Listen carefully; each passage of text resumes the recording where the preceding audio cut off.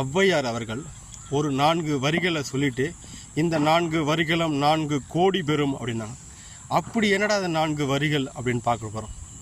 முதல் வரி வந்து மதியாதார் முற்றம் மதித்தொரு கால் சென்று மிதியாமை கோடி பெறும் அப்படின்னா, இப்போ சின்ன வயசுலேருந்தே நம்ம சொந்தக்காரங்க, உறவினர்கள், இல்லை நண்பர்கள், இவர்கள் கூட நீங்கள் ரொம்ப அந்நியமாக நீங்கள் பழகிறீங்க, வாழறீங்கன்னு வச்சுங்க. ஒரு கட்டத்துக்கு மேலே அந்த நண்பன் வளர்ந்து ஒரு நல்ல அந்தஸ்தான நிலைமைக்கு போயிட்டான். அப்படியாப்பட்ட நிலைமையில் உன்னை அவங்க மதிக்கலை அப்படின்னு தெரிஞ்சுதுன்னா அவங்கள மதித்து அவங்க வீட்டு வாசலில் போய் நிற்காதீங்க. மதியாதா தலைவாசல் மிதிக்காதேன்னு சொன்னாங்களே, அந்த மாதிரி மிதிக்காமல் இருக்கிறது கோடி பெறும் அப்படின்றாங்க.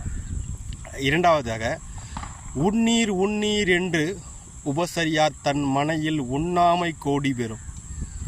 யார் வீட்டுக்குன்னா நீங்கள் போயிருக்கீங்கன்னா அவங்க வீட்டில் உங்களை சாப்பிட்றீங்களா அப்படின்னு கேட்டாங்கன்னா தயவு செஞ்சு சாப்பிடாதீங்க.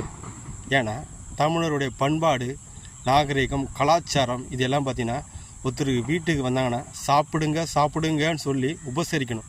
அதுதான் நம்முடைய நாகரிகம். அதை விட்டுட்டு சாப்பிட்றீங்களான்னு கேட்டால் அவங்க வீட்டில் சாப்பிடாதீங்க. அப்படி சாப்பிடாமல் இருக்கிறது கோடி பெறும் அப்படின்னு சொல்கிறாங்க.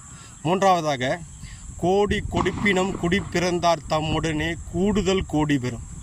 நீங்கள் வெளியூரில் போய் கோடியாக சம்பாரிச்சிங்க, கோடி கோடியாக சொத்து சேர்த்துனாலும் தன்னுடைய குடிப்பிறந்த ஊரில் அந்த மக்களோட ஒன்று கூடி வாழணும். சொந்தக்காரன், அண்ணன், தம்பி, சித்தப்பன், பெரியப்பன், பங்காளி, பைத்தாளி, உற்றார உறவினர் இவர்கள் கூட ஒற்றுமையாக வாழற வாழ்க்கை தான் கோடிக்கு சமம் அப்படின்றாங்க. கடைசியாக, கோடான கோடி கொடுப்பினம் தம்முடைய நாக்கோடாமை கோடி பெறும்.